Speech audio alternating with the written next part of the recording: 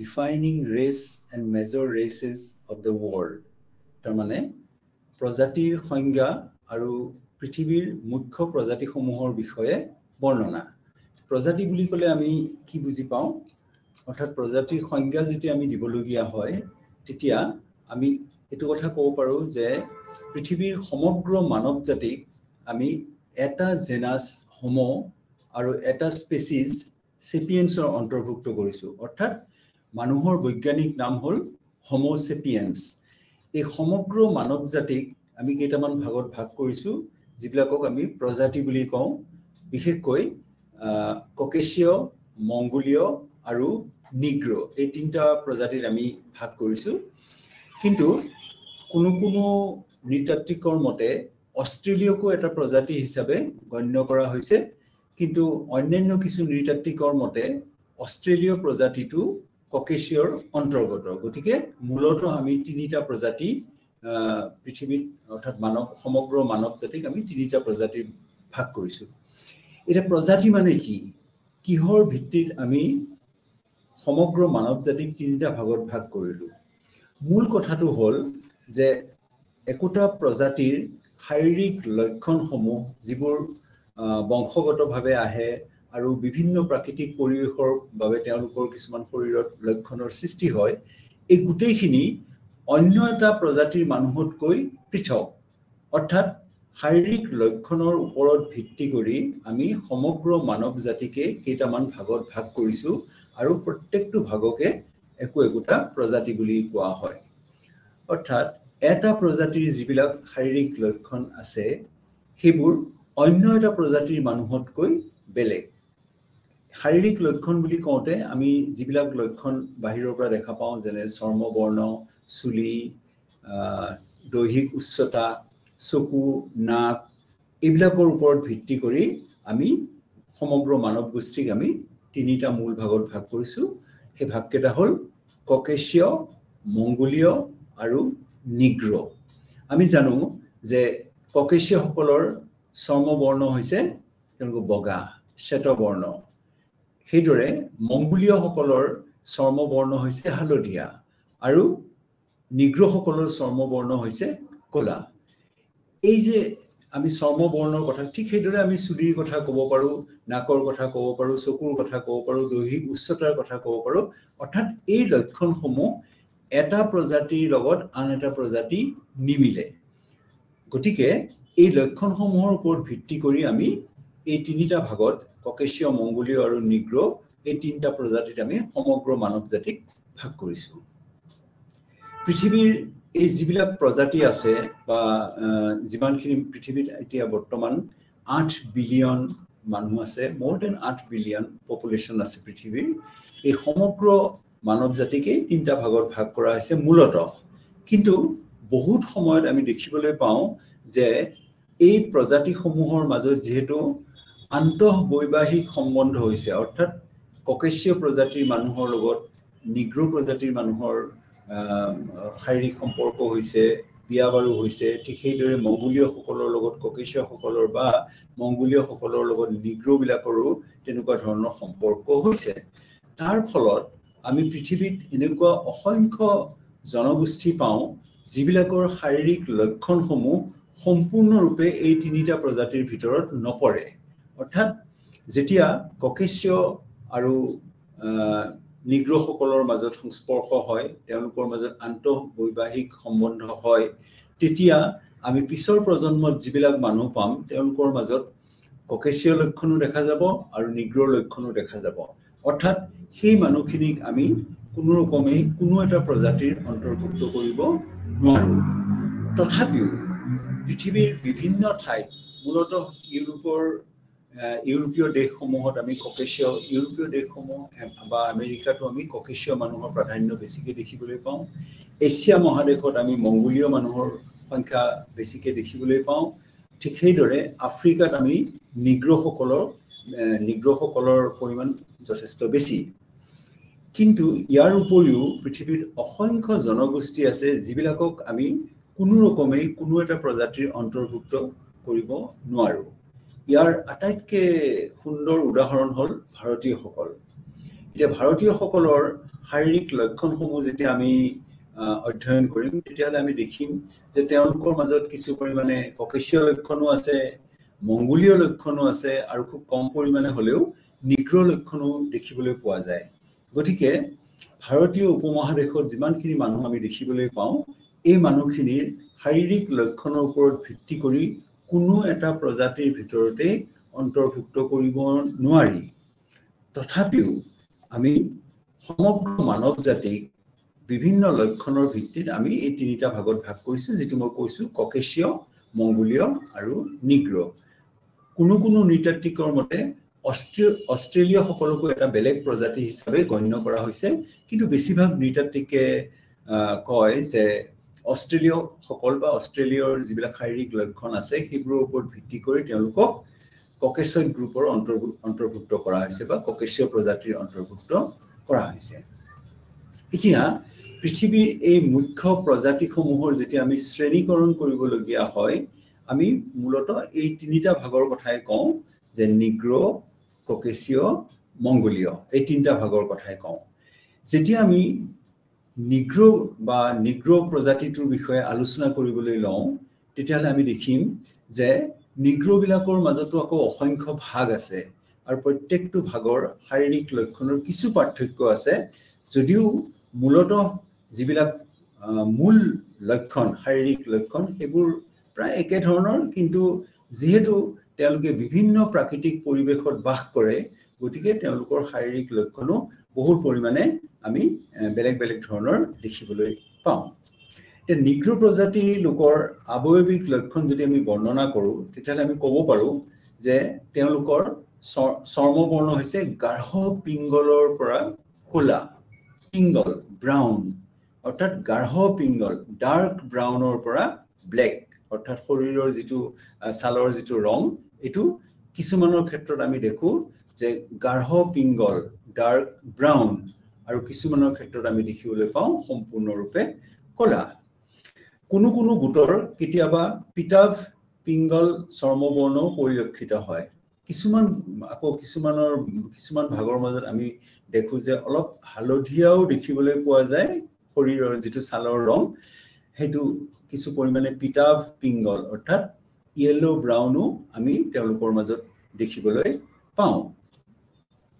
তেওঁলোকৰ কেশ কৃষ্ণবৰ্ণৰ, অৰ্থাৎ চুলিবিলাক সম্পূৰ্ণৰূপে ক'লা। উলকেশ আৰু কুঞ্চিত কেশ নিগ্ৰৰ মূল লক্ষণ। উলকেশ মানে চুলিবিলাকত যথেষ্ট পৰিমাণে ভাঁজ আছে। কুঞ্চিত কেশ মানে হৈছে যে চুলিবোৰ এনেকৈ ঠিক ঘূৰণীয়া ধৰণে হৈ ওপৰৰ ফাললৈ গুচি যায়। অৰ্থাৎ নিগ্ৰবিলাকৰ ক্ষেত্ৰত আমি যদি দেখোঁ তেতিয়াহ'লে দেখিম যে কিছুমানৰ ক্ষেত্ৰত কুঞ্চিত কেশ অৰ্থাৎ এনেকুৱা চাৰ্কুলাৰ নিচিনাকৈ ঘূৰি ওপৰৰ ফাললৈ গুচি যায়, ফলত তেওঁলোকৰ যিটো মূৰৰ ওপৰৰ অংশটো বহুত পৰিমাণে দেখিবলৈ পাওঁ, অৰ্থাৎ ওলাই থাকে, চুলিৰে সম্পূৰ্ণৰূপে ঢাক খাই নাথাকে কাৰণ চুলিবিলাক কুঞ্চিত হৈ ওপৰৰ ফাললৈ গুচি যায়। আন কিছুমানৰ ক্ষেত্ৰত আমি দেখোঁ যে তেওঁলোকৰ উলকেশী মানে হৈছে তেওঁলোকৰ ঊলৰ নিচিনা ভাঁজ থকা, অৰ্থাৎ কেঁকুৰা ধৰণৰ চুলি তেওঁলোকৰ। তেওঁলোকৰ নেত্ৰবৰ্ণ গাঢ় পিংগলৰ পৰা ক'লা। নেত্ৰবৰ্ণ মানে চকুৰ মণিটোৰ যিটো বৰণ এইটো হৈছে গাঢ় পিংগল অৰ্থাৎ ডাৰ্ক ব্ৰাউন আৰু ক'লা। কিছুমানৰ ক্ষেত্ৰত আমি ডাৰ্ক ব্ৰাউন দেখিবলৈ পাওঁ, কিছুমানৰ ক্ষেত্ৰত আমি দেখিবলৈ পাওঁ ক'লা। নাসিকা বহল আৰু চেপেটা, তাৰমানে নাকৰ যিটো গঠন এইটো আমি দেখিম যে নাক যথেষ্ট পৰিমাণে বহল আৰু চেপেটা, এইটো নিগ্ৰবিলাকৰ লক্ষণ। তাৰপিছত আমি কওঁ যে নাসিকা দণ্ড আৰু মূল দেশ সাধাৰণতে নিম্ন আৰু প্ৰশস্ত। নাসিকা দণ্ড বুলি ক'লে কাক বুজায়? নাকৰ ওপৰৰ যিডাল হাড় এইডালক নাসিকা দণ্ড বুলি কোৱা হয়। এইডাল চেপেটা, কিছু পৰিমাণে চেপেটা, আৰু নাকৰ যিকেইটা বিন্ধা আছে এই বিন্ধাবোৰ যথেষ্ট পৰিমাণে বহল বা ডাঙৰ। তেওঁলোকৰ অধ্যক্ষী লক্ষণীয় নহয়। অধ্যক্ষী মানে হৈছে চকুৰ ওপৰৰ যিটো অংশ এইখিনি, এইটো বিশেষ ধৰণৰ উন্নত ধৰণৰ নহয়, অৰ্থাৎ স্পষ্টভাৱে দেখিবলৈ পোৱা নাযায়। মুখমণ্ডলৰ প্ৰক্ষিপ্ততা মানে কি? যে আমি যিকোনো এজন মানুহৰ আমি যদি ফ্ৰন্ট ভিউ সন্মুখৰ পৰা যদি আমি তেওঁক চাওঁ আৰু প্ৰফাইল ভিউ তাৰমানে সাইডৰ পৰা যদি আমি মানুহজনক চাওঁ তেতিয়া হলে আমি দেখিবলৈ পাম যে নিগ্ৰোবিলাকৰ ক্ষেত্ৰত ফ্ৰন্ট ভিউ কোনকৈ সন্মুখৰ পৰা যদি চাওঁ তেতিয়া আমি বিশেষ ধৰিব নোৱাৰো কিন্তু সাইডৰ পৰা যদি চাওঁ তেতিয়া হলে দেখিম যে এই মুখমণ্ডলৰ এই অংশখিনি ওলাই আহা হেতু কাৰণে কোৱা হৈছে যে মুখমণ্ডলৰ যেটো প্ৰক্ষিপ্ততা মানে ওলাই আহা এটো নিগ্ৰোবিলাকৰ এটা বিশেষ লক্ষণ ককেশীয় বা মংগোলীয় মানুহৰ মাজত আমি মুখমণ্ডলৰ এই প্ৰক্ষিপ্ততাটো দেখিবলৈ নাপাওঁ অৰ্থাৎ আমি যদি কাখৰ পৰা চাওঁ তেতিয়া হলে ককেশীয় বা মংগোলীয় সকলৰ মাজত আমি এনেকুৱা মুখমণ্ডলৰ প্ৰক্ষিপ্ততা দেখিবলৈ নাপাওঁ কেৱল নিগ্ৰো সকলৰ মাজতহে আমি দেখিবলৈ পাওঁ গতিকে এটো তেওঁলোকৰ এটা বিশেষ লক্ষণ ঠিক সেইদৰে ওঠ যথেষ্ট মোটা শকত আৰু ঘূৰ খোৱা অৰ্থাৎ বাহিৰৰ ফালে ওলাই আহা আমি যদি নিগ্ৰোবিলাকৰ ওঠ লক্ষ্য কৰো তেতিয়াহলে দেখিম যে ওঠ যথেষ্ট ডাঙৰ আৰু বাহিৰৰ ফালে ওলাই অহা অৰ্থাৎ ঘূৰ খোৱা তেওঁলোক দীৰ্ঘমস্তকী অৰ্থাৎ আমি যেতিয়া মানুহৰ লাওখোলাটোৰ যেতিয়া শ্ৰেণীকৰণ কৰো তেতিয়াহলে আমি দেখো যে পৃথিৱীৰ সমগ্ৰ মানৱ জাতিৰ মাজত আমি তিনি ধৰণৰ লাওখোলা দেখিবলৈ পাওঁ কিছুমান হৈছে দীৰ্ঘমস্তকী অৰ্থাৎ মূৰৰ যেটো আকৃতি আকাৰটো হৈছে দীঘলীয়া ধৰণৰ কিছুমানৰ হৈছে মধ্যমস্তকী অৰ্থাৎ দীঘল বেছি দীঘল নহয় মজলীয়া ধৰণৰ আৰু অন্য কিছুমান আছে প্ৰশস্তমস্তকী অৰ্থাৎ তেওঁলোকৰ লাওখোলাটো হৈছে বহল দীঘল নহয় কিন্তু বহল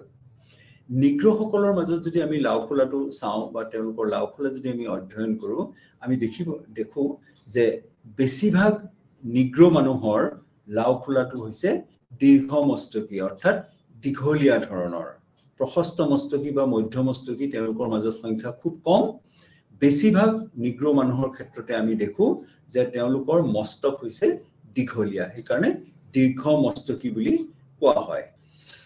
কপাল তেওঁলোকৰ ঘূৰ খোৱা অৰ্থাৎ আমি কপালৰ অংশটো যদি আমি চাওঁ তেতিয়াহলে আমি দেখিম যে কপালটো সাধাৰণতে কপালৰ যিখিনি অঞ্চল এইখিনি হৈছে ঘূৰ খোৱা এনেকুৱা ধৰণৰ এই সমগ্ৰ নিগ্ৰো প্ৰজাতিটো যিমানখিনি নিগ্ৰো মানুহ পৃথিৱীৰ বিভিন্ন ঠাইত হিচৰিত হৈ আছে এই গোটেই নিগ্ৰো মানুহখিনিক আমি মূলতঃ দুটা ভাগত ভাগ কৰিব পাৰো মূলতঃ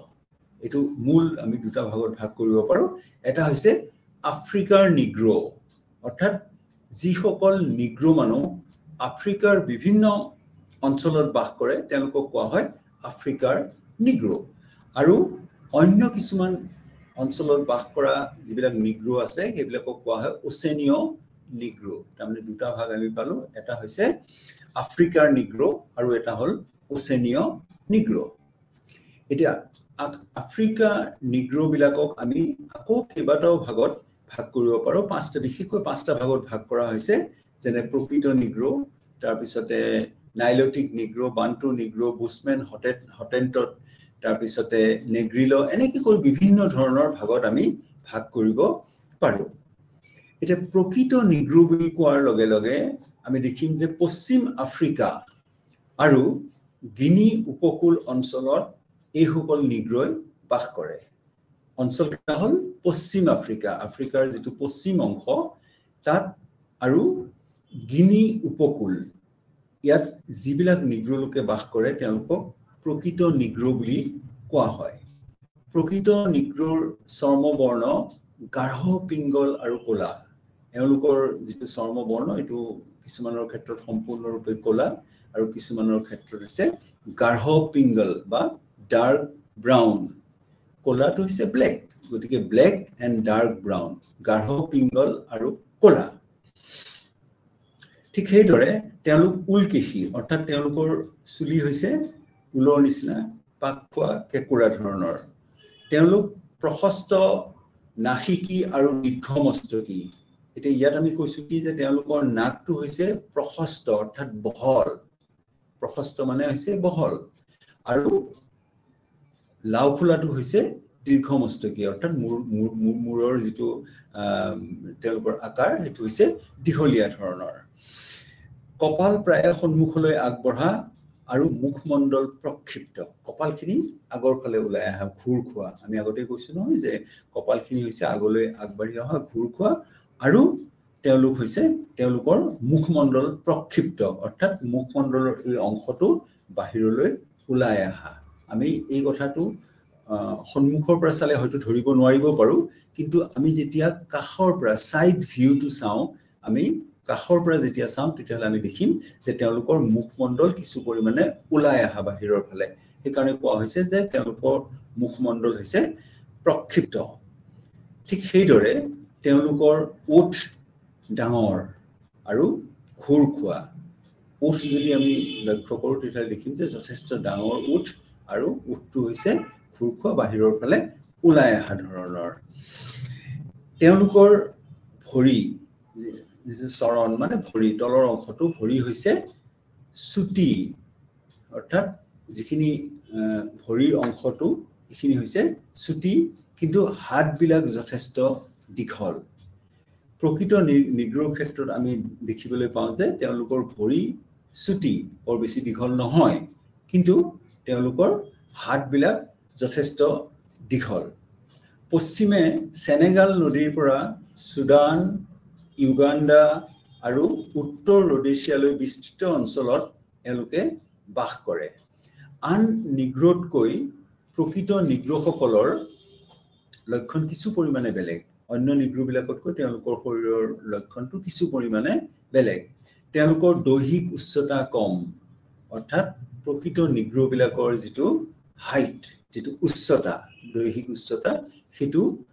কিছু পৰিমাণে কম কাৰণ অন্যান্য নিগ্ৰ গোটৰ মাজত আমি দেখিবলৈ পাওঁ যে তেওঁলোকৰ দৈহিক উচ্চতা বহুত বেছি কিন্তু প্ৰকৃত নিগ্ৰসকলৰ ক্ষেত্ৰত আমি দেখো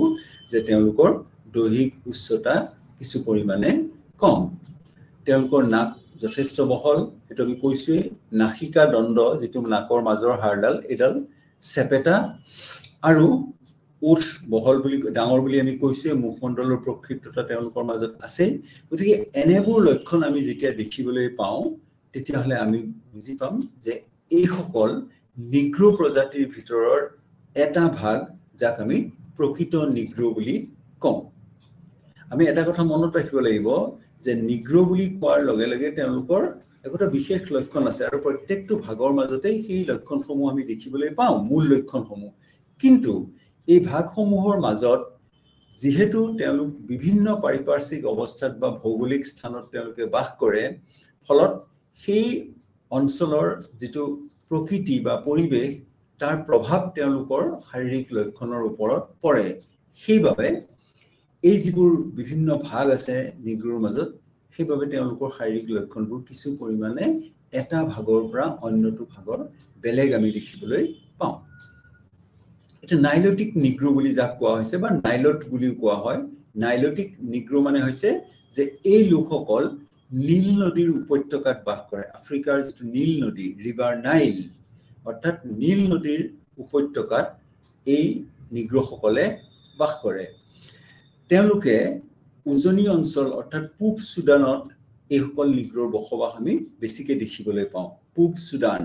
অৰ্থাৎ সুদানৰ যেটো পূব ফালে থাকে পূব অঞ্চলত এই সকল লোকে বেছিকে বাস কৰে সিলুক ডিঙ্গা আদি নাইলটিক নিগ্ৰৰ কিছুমান ভাগ সিলুক বুলি এটা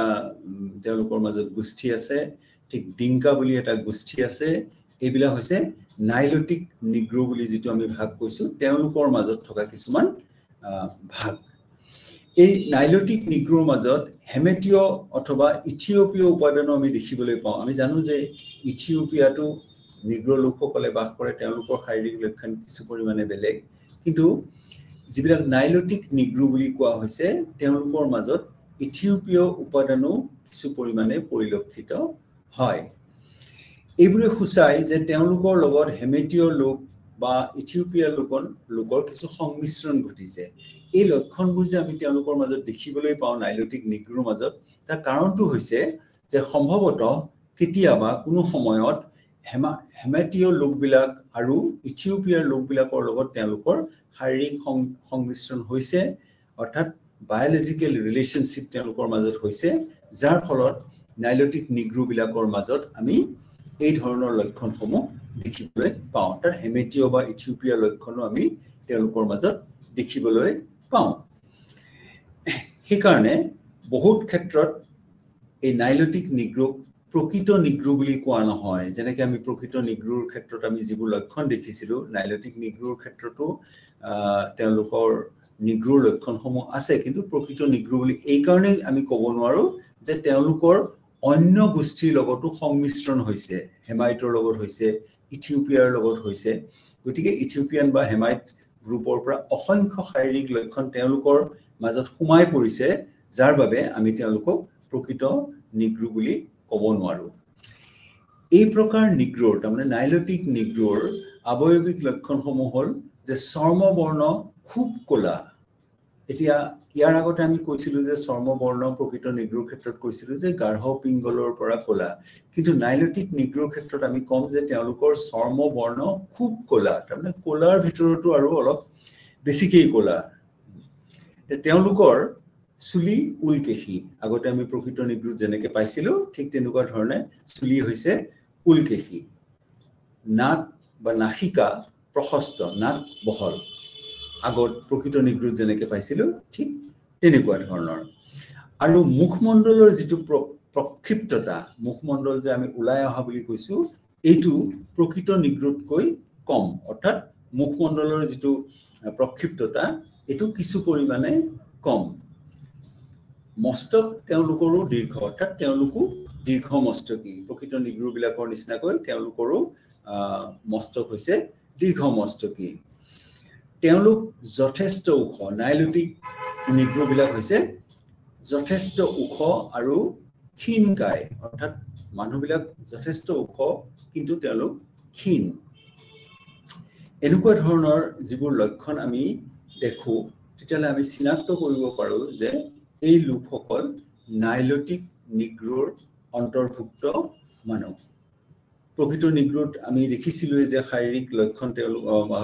দৈহিক উচ্চতা তেওঁলোকৰ কম নাইলটিক নিগ্ৰোত কিন্তু আমি দেখিলো যে তেওঁলোকৰ দৈহিক উচ্চতা বহুত বেছি আৰু মানুহবোৰ ক্ষীণকায়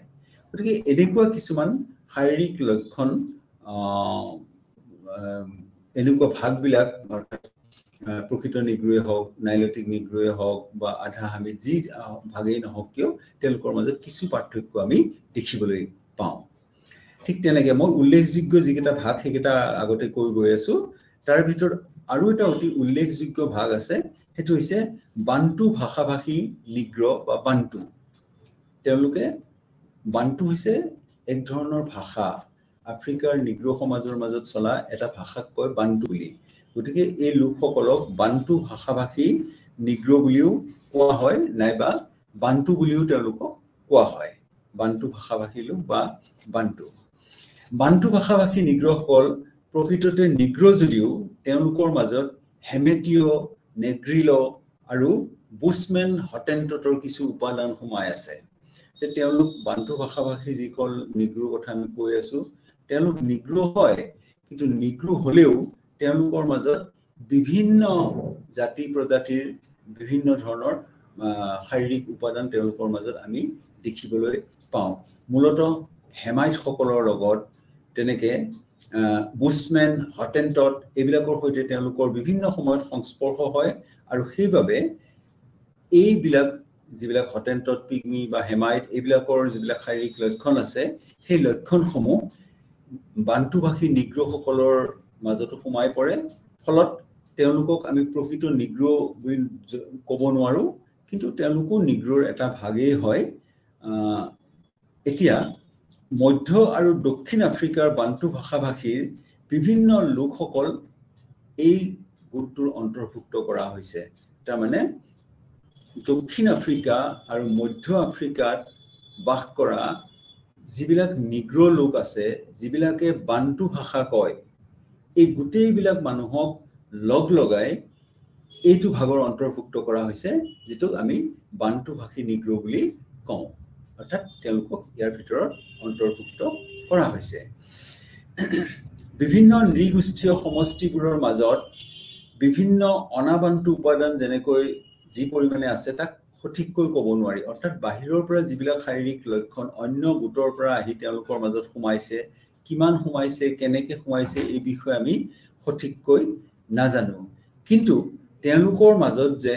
অন্য উপাদান সোমাই পৰিছে এই কথা আমি তেওঁলোকৰ শাৰীৰিক লক্ষণসমূহ যদি আমি অধ্যয়ন কৰোঁ তেতিয়া আমি সুন্দৰকৈ দেখিবলৈ পাওঁ যে তেওঁলোকৰ বেলেগ গোটৰ সৈতে কেতিয়াবা নহয় কেতিয়াবা তেওঁলোকৰ সংমিশ্ৰণ হৈছিলে এই বিষয়ে আৰু কোনো ধৰণৰ কথা নাই অৰ্থাৎ সংমিশ্ৰণ হোৱাটো হৈছিলে এটা সময়ত কাৰণ শাৰীৰিক লক্ষণসমূহ আমি বেলেগ গোটৰ যিবিলাক শাৰীৰিক লক্ষণ সেই লক্ষণসমূহ আমি বান্টু ভাষাভাষী নিগ্ৰসকলৰ মাজত দেখিবলৈ পাওঁ সাধাৰণভাৱে ইয়াকে ক'ব পাৰি যে যদিও তেওঁলোকৰ বেছিভাগৰে চৰ্মবৰ্ণ গাঢ় পিংগল পিতাভ পিংগলো তেওঁলোকৰ মাজত দেখিবলৈ পোৱা যায় অৰ্থাৎ এই মানুহখিনিৰ যেটো চৰ্মবৰ্ণ এটো হৈছে গাঢ় পিংগল তাৰ মানে ডাৰ্ক ব্ৰাউন আৰু পিতাভ পিংগল ইয়েলো ব্ৰাউন তেওঁলোক সম্পূৰ্ণৰূপে ক'লা নহয় আগতে আমি যেনেকৈ ক'লা বা বেছি ক'লা এনেকুৱা চৰ্মবৰ্ণ পাইছিলো বান্টু ভাষী লোকসকলৰ মাজত চৰ্মবৰ্ণ ক'লা নহয় কিন্তু এটো আমি ডাৰ্ক ব্ৰাউন বা গাঢ় পিংগল বুলি ক'ব পাৰো আৰু কোনো ক্ষেত্ৰত আমি দেখিবলৈ পাওঁ যে তেওঁলোকৰ চৰ্মবৰ্ণ হৈছে পিতাভ পিংগল বা হালধীয়া ধৰণৰ ইয়েলো ব্ৰাউন তেওঁলোকৰ কেশ সাধাৰণতে অন্যান্য নিগ্ৰসকলৰ লগতো একে ধৰণৰ যিবিলাক অন্য আমি নিগ্ৰ ভাগ পাওঁ যিবিলাক আমি উলকেশী বুলি কওঁ তেওঁলোকৰ চুলিও ঠিক তেনেকুৱা ধৰণৰ দৈহিক উচ্চতা তেওঁলোকৰ মধ্যমীয়া অৰ্থাৎ খুব বেছি ওখ নহয় চাপৰো নহয় তেওঁলোকৰ দৈহিক উচ্চতা মধ্যমীয়া তেওঁলোক দীৰ্ঘমস্তকী কিন্তু তেওঁলোকৰ মাজত মধ্যমস্তকীও দেখিবলৈ পোৱা যায় এতিয়া আমি কৈছোৱেই যে নিগ্ৰবিলাকৰ বেছিভাগ নিগ্ৰৰে আমি যদি লাওখোলাটো চাওঁ তেতিয়া আমি দেখিম যে তেওঁলোকৰ মস্তক দীঘলীয়া কিন্তু বান্টু ভাষী নিগ্ৰবিলাকৰ মাজত যদিও তেওঁলোকৰ যিখিনি মূৰৰ যিটো আকৃতি বা মস্তকৰ যিটো আকৃতি সেইটো দীঘলীয়া কিন্তু মধ্যমস্তকী মানুহো তেওঁলোকৰ মাজত দেখিবলৈ পোৱা যায় অৰ্থাৎ কিছুমান মানুহৰ মাজত আমি দীৰ্ঘ মস্তক দেখিবলৈ নাপাওঁ তেওঁলোকৰ মস্তক হৈছে মধ্যমীয়া ধৰণৰ ইয়াৰ মূল কাৰণটো হৈছে যিহেতু তেওঁলোকৰ অন্যান্য গোটৰ লগত সংমিশ্ৰণ হৈছে গতিকে সেই গোটসমূহৰ পৰা কিছুমান শাৰীৰিক লক্ষণ তেওঁলোকৰ মাজত সোমাই গৈছে গতিকে মধ্যমস্তকী লক্ষণটো তেওঁলোকৰ বেলেগ গোটৰ সৈতে হোৱা সংমিশ্ৰণৰ ফলতহে সৃষ্টি হৈছে নহলে তেওঁলোকৰ মাজত আমি দীৰ্ঘমস্তকীও দেখিবলৈ পাওঁ গতিকে মধ্যমস্তকী লোকৰ দৈহিক উচ্চতা আৰু কম যিবিলাক মধ্যমস্তকী আছে তেওঁলোকৰ দৈহিক উচ্চতা দীৰ্ঘমস্তকী মানুহতকৈ কম সাধাৰণভাৱে তেওঁলোকৰ শাৰীৰিক লক্ষণ আমি কৈছো যে তেওঁলোকৰ উচ্চতা হৈছে মধ্যমীয়া কিন্তু তাৰে ভিতৰত যিবিলাকৰ মস্তক দীঘলীয়া তেওঁলোক কিছু পৰিমাণে ওখ আৰু যিবিলাকৰ মস্তক মধ্যমীয়া ধৰণৰ তেওঁলোক দীৰ্ঘমস্তকী সকলতকৈ চাপৰ আৰু বহুত ক্ষেত্ৰত আমি দেখো যে যেহেতু তেওঁলোকৰ চৰ্মবৰ্ণৰ ক্ষেত্ৰত আমি কৈ আছো যে তেওঁলোক ক'লা নহয় গতিকে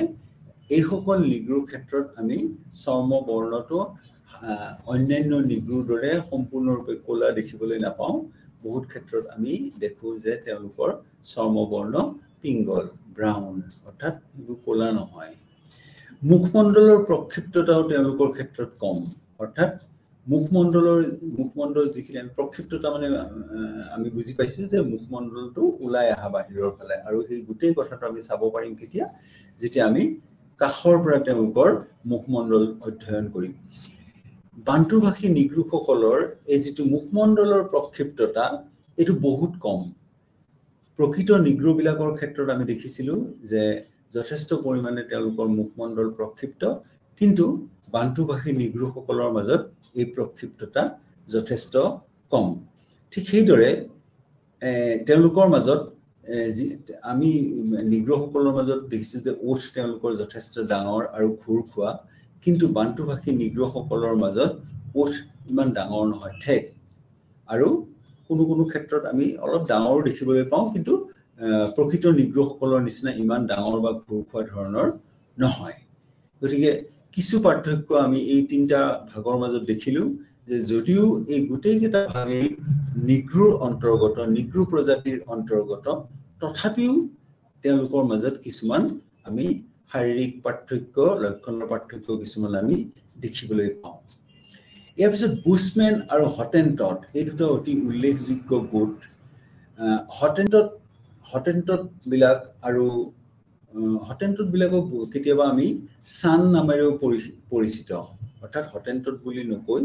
তেওঁলোকক সান বুলিও কোৱা হয় ইয়াত বানানটো ভুল হৈ আছে এইটো হটেণ্টট নহয় হটেণ্টট সো এই হটেণ্টট বিলাক তেওঁলোকক আমি সান নামেও তেওঁলোক পৰিচিত আৱয়বিক লক্ষণৰ দিশৰ পৰা বিচাৰ কৰিলে এই দুইবিধ লোকৰ মাজত অৰ্থাৎ হটেণ্টট আৰু বুছমেন এই দুটা লগলগাই আমি বুছমেন হটেণ্টট বুলি কওঁ বা হটেণ্টট বুছমেন বুলি কওঁ যে এই দুইটা লগলগাই আমি যদি শাৰীৰিক লক্ষণৰ কথা চাওঁ তেতিয়াহলে বিশেষ কোনো পাৰ্থক্য দেখিবলৈ পোৱা নাযায় এই দুটা গোটৰ মাজত তেওঁলোকৰ দুই প্ৰকাৰ লোকৰ মাজতেই আমি আসলতে দুই প্ৰকাৰ লোক বুলি নকৈ বহুত ক্ষেত্ৰত আমি তেওঁলোকক এটা নৃগোষ্ঠী হিচাপে আমি ক'ব পাৰো অৰ্থাৎ বুছমেন বুলি বেলেগকে নকৈ হটেণ্টট বুলি বেলেগকৈ নকৈ আমি দুইটা লগলগাই এটা নৃগোষ্ঠী বুলি ক'ব পাৰো যাক আমি বুছমেন হটেণ্টট বুলি কওঁ কিন্তু সংস্কৃতিৰ দিশৰ পৰা দুইটা সম্পূৰ্ণ বেলেগ আমি কৈছো যে আৱয়বিক দিশৰ পৰা অৰ্থাৎ শাৰীৰিক লক্ষণৰ ভিত্তিত আমি বুছমেন আৰু হটেণ্টটক লগলগাই এটা নৃগোষ্ঠী বুলি ক'ব পাৰো বুছমেন হটেণ্টট কিন্তু আমি যদি তেওঁলোকৰ সংস্কৃতি অধ্যয়ন কৰো তেতিয়াহলে আমি দেখিম যে বুছমেন সকলৰ সংস্কৃতি হটেণ্টটতকৈ সম্পূৰ্ণৰূপে বেলেগ অৰ্থাৎ দুইটাৰ মাজত সংস্কৃতিৰ পাৰ্থক্য আছে দক্ষিণ পশ্চিম আফ্ৰিকাত হটেণ্টট সকলে বাস কৰে বুছমেন সকলে সময়ত দক্ষিণ আফ্ৰিকাৰ বিভিন্ন অঞ্চলত বিস্তাৰিত হৈ আছিল কিন্তু তেওঁলোকে বৰ্তমান কালাহাৰী ডেজাৰ্ট বা কালাহাৰী যিখন মৰুভূমি তাত বাস কৰে বুছমেন সকলে এটা সময়ত ওচৰে আছিলে বুছমেন আৰু হটেণ্টট কিন্তু বৰ্তমান আমি দেখা পাওঁ যে বুছমেন সকল সাধাৰণতে কালাহাৰী বুলি আফ্ৰিকাত এখন মৰুভূমি আছে এই কালাহাৰী মৰুভূমিত বুছমেন সকলে বাস কৰে বুছমেন আৰু হটেণ্টটৰ আৱয়বিক লক্ষণ যদি আমি চাওঁ তেতিয়াহলে আমি ক'ব পাৰো যে বুছমেনৰ চৰ্মবৰ্ণ পাতল পিংগল আৰু হটেণ্টটৰ হৈছে পাতল আৰু ৰক্তাভ অৰ্থাৎ বুছমেন সকলৰ যিটো চৰ্মবৰ্ণ এটো পাতল পিংগল লাইট ব্ৰাউন তেওঁলোকৰ যিটো চৰ্মবৰ্ণ এটো লাইট ব্ৰাউন বুলি কয় পাতল পিংগল বুলি কয় কিন্তু হটেণ্টট বিলাকৰ ক্ষেত্ৰত আমি দেখা পাওঁ যে তেওঁলোকৰ ৰক্তাভ পিংগল অৰ্থাৎ ৰেডিশ ব্ৰাউন যদিও তেওঁলোকৰ পিংগল বৰ্ণৰ হয় কিন্তু অকমান ৰঙচুৱা আভা এটা তেওঁলোকৰ মাজত দেখিবলৈ পোৱা যায় কিন্তু বুছমেন সকলৰ মাজত এই ৰঙচুৱা আভাটো দেখিবলৈ পোৱা নাযায় বুছমেন বিলাক হৈছে তেওঁলোকৰ চৰ্ম বৰ্ণ হৈছে পাতল পিংগল লাইট ব্ৰাউন এই দুটা তেওঁলোকৰ মাজত যদিও তেওঁলোকক আমি এটা জনগোষ্ঠী বুলি ক'ব খোজো তথাপিও তেওঁলোকৰ মাজত এনেকুৱা সৰু কিছুমান পাৰ্থক্য আছে যিটো আমি এতিয়া চৰ্ম বৰ্ণৰ ক্ষেত্ৰত দেখিলো যে পাতল পিংগল বুছমেন সকলৰ আৰু ৰক্তাভ পিংগল এটো হৈছে হটেণ্টট সকলৰ মাজত তেওঁলোকৰ যদি কেশৰ আমি বৰ্ণনা দিবলৈ যাওঁ তেতিয়াহলে আমি ক'ব পাৰো যে তেওঁলোকৰ কেশটো হৈছে পিপ্পল মানে অতি ঘনকে তেওঁলোকৰ চুলিত ভাঁজ আছে অতি ঘন আমি সাধাৰণতে ভাঁজ থকা চুলি দেখিছো নিগ্ৰসকলৰ মাজত সকলোৰে চুলি ভাঁজ কুঞ্চিত আমি কৈছো আগতে কিন্তু বুছমেন আৰু হটেণ্টট সকলৰ মাজত চুলিৰ এই ভাঁজ অতি বেছি সাংঘাতিক বেছি ঠিক স্পাইৰেল বুলি কোৱা হয় অৰ্থাৎ এনেকে ঘূৰণীয়া ধৰণৰ তেওঁলোকৰ কেশ হৈছে তেনেকুৱা ধৰণৰ অৰ্থাৎ বুছমেন সকলৰো তেনেকুৱা হটেণ্টট সকলৰো তেওঁলোকৰ সেইকাৰণে আমি পিপ্পল কেশ বুলি কওঁ অৰ্থাৎ এনেকে ঘূৰ খোৱা স্পাইৰেল হেয়াৰ বা পিপল কেশ চুলিৰ বৰণ তেওঁলোকৰ ক'লা দুইটা ক্ষেত্ৰতে আমি বুছমেন আৰু হটেণ্টট সকলৰ মাজত দেখিবলৈ পাওঁ যে তেওঁলোকৰ চুলিৰ বৰণ ক'লা দাড়ি গোফ আৰু শৰীৰৰ নোম যথেষ্ট কম তেওঁলোকৰ ক্ষেত্ৰত আমি দেখো যে দাড়ি গোফ তেওঁলোকৰ কম কাৰণ আমি জানো যে কিছুমান নৃগোষ্ঠীৰ মাজত দাড়ি গোফ বহুল পৰিমাণে দেখিবলৈ পোৱা যায় বহুত বেছি দেখিবলৈ পোৱা যায় কিন্তু বুছমেন আৰু হটেণ্টট সকলৰ মাজত দাড়ি গোফ কম আনকি শৰীৰত নোমো তেওঁলোকৰ কম তেওঁলোকৰ কিছুমানৰ ক্ষেত্ৰত দাড়ি গোফ নাই বুলিয়ে ক'ব পাৰি কিছুমানৰ ক্ষেত্ৰত আমি দাড়ি গোফ দেখিবলৈ নাপাওঁই নেত্ৰবৰ্ণ গাঢ় পিংগলৰ পৰা ক'লা আমি যদি চকুৰ মণিটো চাওঁ তেতিয়াহ'লে আমি দেখিম যে এইটো গাঢ় পিংগল আৰু ক'লা হটেণ্টট সকল আমি যদি দৈহিক উচ্চতাৰ চাওঁ তেতিয়াহ'লে আমি দেখিম যে হটেণ্টট সকল বুছমেন সকলতকৈ ওখ এতিয়া দুইটা যদিও আমি একে নৃগোষ্ঠী বুলি কৈছো তথাপিও আমি যদি শাৰীৰিক লক্ষণৰ কথা চাওঁ তেতিয়াহ'লে আমি দেখিম যে হটেণ্টট সকল বুছমেন সকলতকৈ কিছু পৰিমাণে ওখ অৰ্থাৎ বুছমেন বিলাক চাপৰ হটেণ্টটৰ মস্তক দীৰ্ঘ আৰু উচ্চ আৰু বুছমেন সকলৰ মস্তক মধ্য আৰু নিম্ন অৰ্থাৎ হটেণ্টটৰ যদি আমি তেওঁলোকৰ মস্তক অধ্যয়ন কৰোঁ আমি দেখিম যে তেওঁলোকৰ বেছিভাগেই দীৰ্ঘ মস্তকী অৰ্থাৎ মস্তক উচ্চ দীৰ্ঘ মস্তকী হ'ল দীঘলীয়া ধৰণৰ আৰু মস্তকটো ওখ ধৰণৰ কিন্তু বুছমেন সকলৰ আমি যদি মস্তক অধ্যয়ন কৰোঁ তেতিয়াহ'লে দেখিম যে মস্তক হৈছে প্ৰশস্ত অৰ্থাৎ বহল বা মধ্যমীয়া ধৰণৰ কিছু ক্ষেত্ৰত আমি মধ্যমীয়া ধৰণৰ দেখা পাওঁ আৰু উচ্চতাটো তেনেকে তেওঁলোকৰ মাজত কম গতিকে এইবোৰ লক্ষণ যদি আমি চাওঁ তেতিয়াহ'লে কোনো কোনো ক্ষেত্ৰত এই লক্ষণসমূহ আমি বেলেগ বেলেগো দেখিবলৈ পাওঁ বুছমেনৰ মুখমণ্ডল হটেণ্টটৰ তুলনাত খৰ্ব তাৰ মানে বুছমেন বিলাকৰ যিখিনি মুখমণ্ডল বুলি কলে এই অংশটোৰ কথা বুজায় এই অংশটো সৰু কিন্তু হটেণ্টট সকলৰ ক্ষেত্ৰত এই মুখমণ্ডলৰ এই অংশটো কিছু ডাঙৰ আৰু দীঘলীয়া ঠিক সেইদৰে তেওঁলোকৰ কপাল যদি আমি দুইটা অৰ্থাৎ হটেণ্টট আৰু বুছমেনৰ যদি কপাল অধ্যয়ন কৰোঁ তেতিয়াহ'লে আমি দেখিম যে তেওঁলোকৰ অধ্যক্ষী শিৰলু মানে হৈছে চকুৰ ওপৰৰ এই হাড়ডাল এইডালক কয় অধ্যক্ষী শিৰলু এই অধ্যক্ষী শিৰলুডাল যথেষ্ট প্ৰশস্ত অৰ্থাৎ কিছুমান মানুহৰ ক্ষেত্ৰত আমি দেখো যে কপাল আৰু অধ্যক্ষী শিৰলু প্ৰায় সমান ধৰিব নোৱাৰি কিন্তু বুছমেন আৰু হটেণ্টট সকলৰ মাজত আমি দেখো যে তেওঁলোকৰ যিডাল অধ্যক্ষ শিৰলু আছে এইডাল যথেষ্ট প্ৰশস্ত অৰ্থাৎ সমান নহয় কপালৰ লগত সমান নহয় ওলাই আহা অলপ আগুৱাই আহা গতিকে অধ্যক্ষী শিৰলু বুছমেনেই হওক বা হটেণ্টটেই হওক তেওঁলোকৰ মাজত আমি প্ৰশস্ত দেখিবলৈ পাওঁ ঠিক সেইদৰে তেওঁলোকৰ মুখমণ্ডল বুছমেন আৰু হটেণ্টটৰ মুখমণ্ডলো কিছু পৰিমাণে প্ৰক্ষিপ্ত খুব বেছি নহয় তথাপি কিছু পৰিমাণে তেওঁলোকৰ মুখমণ্ডল প্ৰক্ষিপ্ত সেইদৰে বুছমেন আৰু হটেণ্টটৰ নাসিকা যথেষ্ট বহল নিগ্ৰোবিলাকৰ এইটো এটা মূল লক্ষণ যে তেওঁলোকৰ নাক যথেষ্ট পৰিমাণে বহল হয় আৰু নাকৰ যিবিলাক বিন্ধা আছে এই বিন্ধাবিলাক ডাঙৰ হয় বুছমেন আৰু হটেণ্টট সকলৰ ক্ষেত্ৰতো আমি দেখো যে তেওঁলোকৰ নাক প্ৰশস্ত আৰু নাকৰ বিন্ধা কেইটা হৈছে কিছু পৰিমাণে ডাঙৰ এই দুইবিধ লোকৰ মাইকী মানুহৰ শৰীৰত ষ্টিঅ'পাইজিয়া দেখা হয় অৰ্থাৎ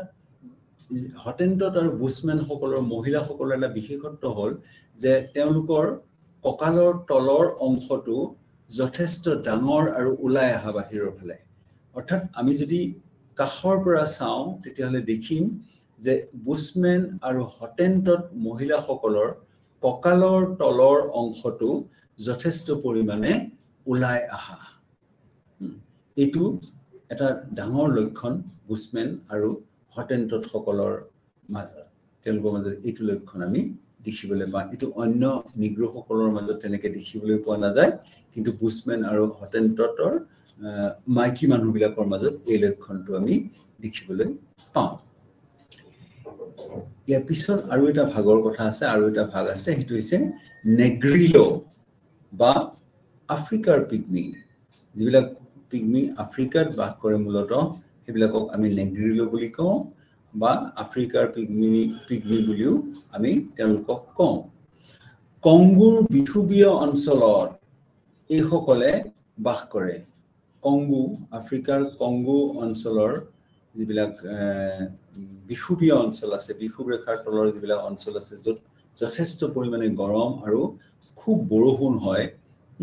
তেনেকুৱা ঠাইবিলাকত এই সকল লোকে বাস কৰে আৰু তেওঁলোকৰ যিটো ভাষা এই ভাষাটো নেগ্ৰিলো ভাষা বুলি কোৱা হয় অৰ্থাৎ তেওঁলোকে যিখিনি ভাষা ব্যৱহাৰ কৰে এটো নেগ্ৰিলো ভাষাৰ অন্তৰ্ভুক্ত নেগ্ৰিলো সকলৰ চৰ্মবৰ্ণ পিতাভ পাতল পিংগলৰ পৰা ৰক্তাভ পিতাভ অৰ্থাৎ তেওঁলোকৰ যিটো ছালৰ বৰণ এটো হৈছে ৰেডিশ ব্ৰাউন বা লাইট ব্ৰাউন অৰ্থাৎ পাতল পিংগল বা ৰক্তাভ পিংগল তাৰ উপৰিও তেওঁলোকৰ মাজত আমি কেতিয়াবা দেখিবলৈ পাওঁ যে গাঢ় অৰ্থাৎ যদিও আমি পাতল পিংগল বুলি কৈছো কেতিয়াবা আমি গাঢ় পিংগলো তেওঁলোকৰ মাজত অৰ্থাৎ ডাৰ্ক ব্ৰাউনো তেওঁলোকৰ মাজত দেখিবলৈ পাওঁ চুলিবিলাক উলকেশী আমি আগতে কৈছো যে নিগ্ৰোবিলাকৰ এটা লক্ষণ যে চুলিবিলাক সাধাৰণতে উলকেশী বা চুলিবিলাক ঠিক কেকুৰা ধৰণৰ আৰু চুটি চুলি তেওঁলোকৰ চুলি বৰ বেছি দীঘল নহয় চুলিবিলাক চুটি হৈ থাকে অৰ্থাৎ খুব বেছি পৰিমাণে বাঢ়ি না যায় চুলিবিলাক তাৰ মূল কাৰণ এটা হৈছে যে যেহেতু এই গুটেই চুলিখিনি কেকুৰা ধৰণৰ গতিকে এই দীঘল হ'বলৈ সুবিধা নাপায় তাতেই ঘূৰ খাই পেলাই থাকি যায় সেই কাৰণে চুলিবিলাক তেওঁলোকৰ চুটি তেওঁলোকৰ মুখমণ্ডল প্ৰক্ষিপ্ত এটোৰ কোনো কথাই নাই মুখমণ্ডলৰ এই অংশটো তেওঁলোকৰ আগবাঢ়ি অহা বা এটো প্ৰক্ষিপ্ত বুলি কোৱা হয় ওঠ মোটা তেওঁলোকৰ ওঠটো যথেষ্ট মোটা কিন্তু ঘূৰ খোৱা নহয় এটা প্ৰকৃত নিগ্ৰোবিলাকৰ ক্ষেত্ৰত আমি দেখিছিলো যে ওঠটো ডাঙৰ হয় মোটা হয় আৰু ঘূৰ খোৱা অৰ্থাৎ ওলাই আহা বাহিৰৰ ফালে কিন্তু নেগ্ৰিলো সকলৰ মাজত আমি এনেকুৱা দেখিবলৈ নাপাওঁ অৰ্থাৎ তেওঁলোকৰ ওঠ ঘূৰ খোৱা নহয় কিন্তু ওঠটো যথেষ্ট পৰিমাণে ডাঙৰ ঠিক সেইদৰে তেওঁলোকৰ নাকৰ পাহি যথেষ্ট বহল নাকৰ যিটো পাহি বুলি কোৱা হৈছে এইখিনি যথেষ্ট বহল অৰ্থাৎ নাক হৈছে তেওঁলোকৰ প্ৰশস্ত অৰ্থাৎ প্ৰশস্ত নাসিকি প্ৰশস্ত মানে বহল গতিকে তেওঁলোক প্ৰশস্ত নাসিকি এই লোকসকলৰ শাৰীৰিক উচ্চতা যদি আমি চাওঁ তেতিয়া দেখিম যে তেওঁলোক যথেষ্ট চাপৰ আৰু পিগমি সকলক ইয়াৰ অন্তৰ্ভুক্ত কৰিছে আমি পিগমি বিলাকৰ কথা জানো নহয় যে পিগমি বিলাক হৈছে পৃথিৱীৰ আটাইতকৈ চাপৰ মানুহ তে পিগমি সকল বা পিগমি সকলক আমি নেগ্ৰিলো বুলিও কওঁ বা নেগ্ৰিলোৰ অন্তৰ্ভুক্ত কৰা হৈছে এই মানুহখিনিক যাক আমি পিগমি যি আমাৰ বাবে পিগমি নামেৰে পৰিচিত আফ্ৰিকাৰ ঘন অৰণ্যত এলোকে বাস কৰে যিটো আমি ৰেইন ফৰেষ্ট বুলি কওঁ অৰ্থাৎ বৰ্ষা জংঘল বা যিবিলাক বৰ্ষা অৰণ্য বুলি কোৱা হয় বা ৰেইন ফৰেষ্ট বুলি কোৱা হয় তাত এই পিগমি সকলে বাস কৰে গছ লতাৰে আবৃত হৈ থকা সেই অঞ্চলবিলাকত য'ত দিনতেই সূৰ্যৰ পোহৰ সোমাব নোৱাৰে ইমান ডাঠ গছ-গছনি যেহেতু সেই গোটেই যিখিনি স্থান এই স্থান সম্পূৰ্ণৰূপে বৰ্ষা অৰণ্যৰ ভিতৰত পৰে অৰ্থাৎ তাত গোটেই বছৰটো প্ৰায় বৰষুণ দিয়েই থাকে সেইবাবে গছ-গছনিৰ পৰিমাণ অতি বেছি আৰু দিনতেই তাত সূৰ্যৰ ৰশ্মিয়ে প্ৰৱেশ কৰিব নোৱাৰে অৰ্থাৎ প্ৰায় অন্ধকাৰ ভিতৰখিনি সেই অঞ্চলসমূহত এই পিগমি লোকসকলে বাস কৰে আৰু সমগ্ৰ মানুহৰ ভিতৰত সমগ্ৰ মানৱ জাতিৰ বিভিন্ন মানুহৰ মাজত বিভিন্ন প্ৰজাতিৰ মাজত পিগমি সকলে হৈছে আটাইতকৈ চাপৰ মানুহ ঠিক এই লোকসকল নেগ্ৰিলোৰ অন্তৰ্ভুক্ত পিগমি সকল ঠিক সেইদৰে ভৌগোলিক বিস্তাৰ অনুসৰি এই পিগমি বিলাকক আকৌ তিনিটা ভাগত ভাগ কৰিছে যিবিলাক পিগমিৰ কথা আমি কৈ আছো তেওঁলোকৰ ভৌগোলিক বিস্তৃতি অনুযায়ী অৰ্থাৎ পৃথিৱীৰ যি অঞ্চলত তেওঁলোকে বাস কৰে সেই অঞ্চলবিলাকৰ ওপৰত ভিত্তি কৰি তেওঁলোকক ভাগ কৰা হৈছে তাৰে প্ৰথম ভাগটো আমি কৈছো যে নেগ্ৰিলো বা আফ্ৰিকাৰ পিগমি বুলি তেওঁলোকক কোৱা হয় কিছুমানক কোৱা হয় এছিয়াৰ পিগমি অৰ্থাৎ এছিয়া মহাদেশতো এনেকুৱা লোক আছে পিগমি লোক আছে সেইবিলাক হ'ল এছিয়াৰ পিগমি বুলি কোৱা হৈছে আৰু অন্য কিছুমান পিগমি কোৱা হৈছে ওচেনিয় পিগমি অষ্ট্ৰেলিয়াৰ অন্য কিছুমান অঞ্চলত তেওঁলোকে বাস কৰে সেইবিলাকক ওচেনিয় পিগমি বুলি কয় এছিয়াত যিবিলাকে বাস কৰিছে সেইবিলাকক এছিয়াৰ পিগমি বুলি কোৱা হয় আৰু নেগ্ৰিলো বা আফ্ৰিকাৰ পিগমি বুলি কোৱা হয় যিবিলাক আফ্ৰিকাত বাস কৰে ইয়াৰ ভিতৰত আফ্ৰিকাৰ যিবিলাক পিগমি সেইবিলাকহে শাৰীৰিক উচ্চতাত আটাইতকৈ কম এছিয়াৰ পিগমি বিলাক কিছু পৰিমাণে আফ্ৰিকাৰ পিগমিতকৈ ওখ বা ওচেনিয়াৰ পিগমি সকলো আফ্ৰিকাৰ পিগমিতকৈ কিছু পৰিমাণে ওখ এতিয়া ওচেনিয় পিগমি বিলাকৰ কথা কওঁ ইয়াৰ আগতে আমি যিখিনি কথা ক'লো মূল পিগমি যিটো আফ্ৰিকাৰ পিগমি বুলি কোৱা হয় আৰু ওচেনিয় পিগমি বিলাককো আমি আকৌ দুটা ভাগত ভাগ কৰিছো অৰ্থাৎ ওচেনিয় যিখিনি আফ্ৰিকা অষ্ট্ৰেলিয়াৰ যিখিনি নিগ্ৰো আছে তেওঁলোককো আকৌ দুটা ভাগত ভাগ কৰা হৈছে এটা ভাগক কোৱা হয় নেগ্ৰিটো আগতে এটা নাম পাইছিল আমি সেইটো নেগ্ৰিলো আৰু ওচেনিয়া পোৱা যিবিলাক পিগমি আছে তাৰে এটা ভাগৰ নাম হৈছে নেগ্ৰিটো আৰু আনটো ভাগৰ নাম হৈছে মেলানেছিয় বা পাপুয়ান এটা ভাগ হলগৈ কি নেগ্ৰিটো অৰ্থাৎ ওচেনিয় পিগমি বিলাককো আকৌ দুটা ভাগত ভাগ কৰা হৈছে এটা ভাগক কোৱা হৈছে নেগ্ৰিটো আৰু ইটো ভাগক কোৱা হৈছে পাপুয়ান বা মেলানেছিয় বা পাপুয়ান বুলি কোৱা হয় এটা নেগ্ৰিটো কোনবিলাকক আমি কৈছো যে আন্দামানি এটা হেমাং অৰ্থাৎ এছিয়া মহাদেশত বাস কৰা এনেকুৱা তিনিটা গ্ৰুপ যেনে এটা হ'ল আন্দামানি ক'ত বাস কৰে আন্দামান দ্বীপপুঞ্জত ভাৰতৰ আন্দামান দ্বীপপুঞ্জত বাস কৰা এনেকুৱা কিছুমান লোক আছে যিবিলাকক আমি এছিয়াৰ নিগ্ৰো বুলি কওঁ তেওঁলোকৰ শাৰীৰিক লক্ষণ বিলাক নিগ্ৰোৰ লগত মিল আছে অৰ্থাৎ নিগ্ৰোৰ লক্ষণ তেওঁলোকৰ মাজত আছে কিন্তু তেওঁলোকে বাস কৰে এছিয়াত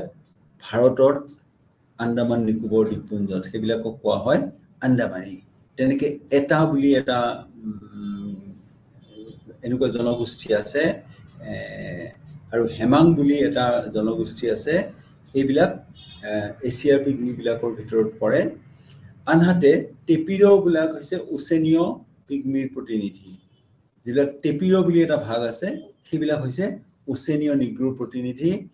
বাকি আন্দামানি আৰু এটা বিলাক হৈছে এছিয়া নিগ্ৰোৰ প্ৰতিনিধি মই কৈছো যে পিগমি বিলাকৰ এছিয়া পিগমিও কোৱা হয় কিছুমানক ওচেনিয় পিগমি বুলি কোৱা হয় এছিয়া পিগমিৰ ভিতৰত পৰিছে আন্দামানি বিলাক আৰু এটা ঠিক সেইদৰে টেপিৰো বিলাক পৰিছে ওচেনিয় পিগমিৰ অন্তৰ্গত সেইবিলাকো তাত অন্তৰ্ভুক্ত কৰা হৈছে এতিয়া আন্দামানি বিলাক কোন আন্দামান দ্বীপপুঞ্জত এওঁলোকৰ বাসস্থান তেওঁলোকৰ চৰ্মবৰ্ণ ব্ৰঞ্জ ৰঙৰ পৰা ক'লা আমি জানো যে ব্ৰঞ্জটো এটা ক'লা ধৰণৰ ধাতু তেওঁলোকৰ যিটো শাৰীৰিক লক্ষণ সেই অৰ্থাৎ চৰ্মবৰ্ণ সেইটো হৈছে ব্ৰঞ্জৰ পৰা ক'লা ব্ৰঞ্জৰ নিচিনা যিটো ৰং আছে সেইটো ৰঙৰ পৰা সম্পূৰ্ণৰূপে ক'লা তেওঁলোকৰ যিটো শাৰীৰিক লক্ষণ কেশ চুটি অৰ্থাৎ চুলিবিলাক চুটি আৰু উলকেশী অৰ্থাৎ চুলিটো ভাঁজ খোৱা বা কেঁকুৰা ধৰণৰ ঠিক সেইদৰে শৰীৰত নোম বৰ কম নাই বুলি ক'ব পাৰি তেওঁলোকৰ শৰীৰত নোমৰ পৰিমাণ যথেষ্ট কম বহুত ক্ষেত্ৰত নোম নাই বুলিয়ে ক'ব পাৰি মুখমণ্ডল যথেষ্ট বহল কপালস্থি লক্ষণীয় হনু অঞ্চল প্ৰক্ষিপ্ত নহয় আমি জানো যে এইখিনি হনু বুলি কোৱা হয় এই হনু অংশটো প্ৰক্ষিপ্ত বা ওলাই অহা নহয় তেওঁলোকৰ ক্ষেত্ৰত এই লক্ষণটো আমি বহুত পৰিমাণে পিছত আমি পাম মংগোলীয় সকলৰ মাজত দেখিবলৈ পোৱা যায় কিন্তু এলোকৰ ক্ষেত্ৰত আমি এনেকুৱা ধৰণৰ প্ৰক্ষিপ্ত হনু আমি তেওঁলোকৰ মাজত দেখিবলৈ নাপাওঁ ঠিক সেইদৰে তেওঁলোকৰ উঠ বহল ডাঙৰ কিন্তু খুৰ খোৱা নহয় উঠ যথেষ্ট ডাঙৰ কিন্তু এটো খুৰ খোৱা ধৰণৰ নহয় ঠিক সেইদৰে তেওঁলোকৰ মস্তক ক্ষুদ্ৰ অৰ্থাৎ বহুত ক্ষেত্ৰত আমি দেখো যে আন্দামানী সকলৰ মূৰ যেটো মস্তকৰ কথা কৈ আছো এটো বহল কিন্তু সৰু মস্তকটো বহল হয় কিন্তু মস্তকৰ আকাৰটো হৈছে গৈ সৰু ঠিক সেইদৰে অন্য এটা গোটৰ কথা আমি ক'ব সেমাং বিলাক হৈছে মালয় উপদ্বীপৰ মধ্যাঞ্চল আৰু পূৰ্ব সুমাত্ৰাত সেমাং সকলে বাস কৰে আমি সুমাত্ৰাৰ কথা জানো মালয়েছিয়া ইণ্ডোনেছিয়া এইবিলাকৰ ওচৰে পাজৰে আছে সুমাত্ৰা এটা দ্বীপ আৰু এই দ্বীপত বাস কৰে সেমাং সকলে তেওঁলোকৰ চৰ্মবৰ্ণ হৈছে ডাৰ্ক ব্ৰাউন বা তেওঁলোকৰ গাঢ় পিংগল কেশ চুটি আৰু ৰঙচুৱা আভাযুক্ত তেওঁলোকৰ চুলিখিনি ক'লা নহয় অলপ ৰঙচুৱা ধৰণৰ আভা এটা তেওঁলোকৰ মাজত দেখিবলৈ পোৱা যায় কিন্তু চুলিবিলাক হৈছে চুটি আৰু উলকেশী অৰ্থাৎ চুলিবোৰ ভাঁজ লগা মানে উলকেশী বুলি কোৱা হৈছে তেওঁলোকৰ মুখমণ্ডল হৈছে ঘূৰণীয়া নাসিকা বহল নাকটো বহল কিন্তু মুখমণ্ডল দীঘলীয়া নহয় মুখমণ্ডল তেওঁলোকৰ ঘূৰণীয়া সেইদৰে নাকটো হৈছে প্ৰশস্ত বহল কিন্তু চেপেটা ঠিক সেইদৰে তেওঁলোক মধ্যমস্তকী এটো কৈছো আমি মধ্যমস্তকী আৰু তেওঁলোকৰ শাৰীৰিক উচ্চতা যথেষ্ট কম শাৰীৰিক উচ্চতা যথেষ্ট পৰিমাণে কম ঠিক তেনেকৈ আৰু এটা জনগোষ্ঠী আছে পিগমিৰ ভিতৰতে এটো হ'ল এটাৰ বসতি ফিলিপাইনত অৰ্থাৎ ফিলিপিন্স বা ফিলিপাইন দ্বীপপুঞ্জত এই যেটো গোষ্ঠী এটা বুলি কোৱা হৈছে এই এটাবিলাকে তাতে বাস কৰে তেওঁলোকৰ চৰ্মবৰ্ণ গাঢ় পিংগল অৰ্থাৎ চৰ্মবৰ্ণটো আকৌ আমি কৈছো যে ডাৰ্ক ব্ৰাউন গাঢ় পিংগল আৰু কেশ কুঞ্চিত চুলি তেওঁলোকৰ ঘূৰ খোৱা খুব বেছি পৰিমাণে তেওঁলোকৰ চুলিত ভাঁজ আছে এনে কুঞ্চিত বুলি কোৱা হৈছে চুলিখিনি আৰু নাক তেওঁলোকৰ চেপেটা ওঠ মধ্যমীয়া ধৰণে মোটা খুব বেছি মোটা নহয় তেওঁলোকৰ ক্ষেত্ৰত আমি ওঠ যদি দেখো তেতিয়া হলে এটো মধ্যমীয়া ধৰণে মোটা আৰু তেওঁলোক হৈছে প্ৰশস্ত মস্তকী অৰ্থাৎ তেওঁলোকৰ মূৰটো হৈছে বহল দীৰ্ঘমস্তকী নহয় তেওঁলোক প্ৰশস্ত মস্তকী শাৰীৰিক উচ্চতাৰ ক্ষেত্ৰতো আমি দেখিবলৈ পাওঁ যে তেওঁলোকৰ শাৰীৰিক উচ্চতা যথেষ্ট কম অৰ্থাৎ চাপৰ শাৰীৰিক উচ্চতা তেওঁলোকৰ বহু পৰিমাণে কম ইয়াত আমি যিবিলাক কথা কৈ আছো এইবিলাক মূলতঃ শাৰীৰিক লক্ষণ কিন্তু দেখা যায় যে নিগ্ৰোবিলাকৰ মাজতে হওক বা ককেশীয়বিলাকৰ মাজতে হওক বা মংগোলীয় সকলৰ মাজতে হওক তেওঁলোকৰ মাজত বিভিন্ন ভাগ আছে এই ভাগবিলাকৰ মাজত খুব কম পৰিমাণৰ শাৰীৰিক লক্ষণৰ আমি পাৰ্থক্য দেখা পাওঁ যিটোৰ ওপৰত ভিত্তি কৰি এই প্ৰত্যেকবোৰকে এটা বেলেগ গোট হিচাপে কোৱা হয় আৰু এই গোটেই গোটবিলাক লগ লাগি এটা প্ৰজাতিৰ সৃষ্টি হয় যেনে নিগ্ৰোবিলাকৰ কথা কওঁতে আমি যিমানবোৰ গোটৰ কথা ক'লো আৰু আছে কেইবাটাও গোট এই গোটবিলাক লগ লগাই আমি নিগ্ৰো প্ৰজাতিটোৰ সৃষ্টি হৈছে ঠিক সেইদৰে আমি যদি ককেশীয় প্ৰজাতিৰ কথা ক'বলৈ যাওঁ তাতো আমি বিভিন্ন ধৰণৰ গোট দেখিবলৈ পাম আৰু এই গোটেই গোটবিলাকৰ শাৰীৰিক লক্ষণ ইটোৰ পৰা সিটোৰ ক্ষেত্ৰত কিছু পৰিমাণে বেলেগ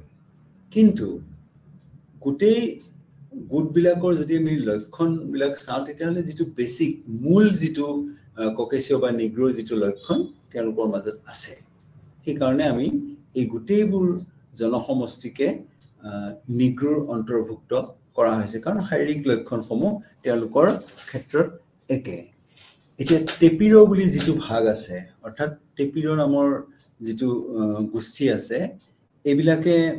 নিউগিনিত বাস কৰে টেপিৰো বিলাক বেসিক্যালি নিউগিনিত বাস কৰে নিউগিনিৰ অঞ্চলত টেপিৰো সকলৰ বাসস্থান তেওঁলোকৰ চৰ্ম বৰ্ণ পিটাভ পিংগল অৰ্থাৎ ইয়েলোইশ ব্ৰাউন তেওঁলোকৰ যিটো চৰ্ম বৰ্ণ সেইটো হৈছে পিটাভ পিট মানে হালধীয়া ধৰণৰ গতিকে ইয়েলোইশ ব্ৰাউন পিটাভ পিংগল তেওঁলোকৰ চুলি কৃষ্ণ বৰ্ণৰ অৰ্থাৎ চুলিৰ বৰণটো কলা দাড়ি গোফ আৰু শৰীৰৰ যিবিলাক নোম সেইবিলাক যথেষ্ট পৰিমাণে দেখা যায় এতিয়া এওঁলোকৰ মাজত কিন্তু শৰীৰত নোম বা দাড়ি গোফ কিছু বেছি পৰিমাণে দেখা যায় যিটো আগৰ যিকেইটা পিগমিক আমি গোষ্ঠী পাইছিলোঁ সেইবিলাকৰ মাজত কম আছিল কিছুমানৰ ক্ষেত্ৰত শৰীৰত নোম প্ৰায় নাছিলেই কিন্তু টেপিৰো বিলাকৰ মাজত আমি দেখিবলৈ পাওঁ যে দাড়ি গোফ বা নোমৰ পৰিমাণ যথেষ্ট পৰিমাণে বেছি নাক বহল আৰু মধ্যমীয়া ধৰণৰ নাক বহলটো এটো নিগ্ৰো বিলাকৰ এটা লক্ষণেই তেওঁলোকৰ মাজতো আমি দেখো যে তেওঁলোকৰ নাক বহল ঠিক সেইদৰে তেওঁলোকৰ মধ্যমস্তকী তেওঁলোক কিন্তু দীৰ্ঘমস্তকী নহয় সাধাৰণতে আমি নিগ্ৰো বিলাকৰ মাজত দেখিবলৈ পাওঁ যে তেওঁলোক অন্যান্য নিগ্ৰো বিলাকৰ মাজত আমি বেছিভাগৰ ক্ষেত্ৰত দেখিবলৈ পাওঁ যে তেওঁলোক দীৰ্ঘমস্তকী কিন্তু এই সকল লোক টেপিৰো সকলৰ মাজত আমি যেটো তেওঁ লাওখোলা বা মস্তক এটো হৈছে মধ্যমস্তকী অৰ্থাৎ মজলীয়া ধৰণৰ গতিকে আমি যদি এই গোটেই গোষ্ঠীবিলাকৰ লক্ষণসমূহ অধ্যয়ন কৰোঁ এটো আফ্ৰিকাৰ নিগ্ৰোই হওক এছিয়াৰ নিগ্ৰোই হওক বা ওচেনীয় নিগ্ৰোই হওক এই গোটেইখিনিৰ লক্ষণসমূহ বহুল পৰিমাণে আমি একে দেখিবলৈ পাওঁ আৰু সেই কাৰণে যেটোক আমি নিগ্ৰো বুলি কৈছো অন্য এটা গোষ্ঠীৰ কথা আমি ইয়াত ক'ব লাগিব সেইবিলাক হৈছে মেলানেছিয় বা পাপুৱান অৰ্থাৎ পাপুৱা নিউগিনিৰ বিভিন্ন অঞ্চল ফিজি আৰু এনেকুৱা ঠাইত যিবিলাক লোকে বাস কৰে এই গোটেইবিলাকক আমি মেলানেছিয়ান বা মেলানেছিয় বুলি কওঁ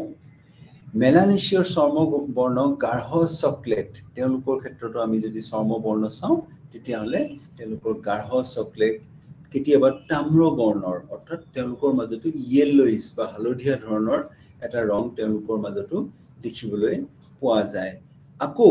কোনো কোনো ক্ষেত্ৰত তেওঁলোকৰ মাজতে আমি গাঢ় ক'লা ৰঙৰ লোকো পাওঁ এটা দেখিলো আমি যে এই পাপুৱান সকলৰ মাজত বা মেলানেছিয় সকলৰ মাজত আমি বিভিন্ন ধৰণৰ ৰং দেখিবলৈ পাওঁ এটা হল গাঢ় চকলেট হ'ব পাৰে নাইবা হালধীয়া ধৰণৰ অৰ্থাৎ ইয়েলোইশ ব্ৰাউন হ'ব পাৰে নাইবা ব্লেকো হ'ব পাৰে অৰ্থাৎ তিনি প্ৰকাৰৰ তেওঁলোকৰ মাজত আমি চৰ্ম বৰ্ণ দেখিবলৈ পাওঁ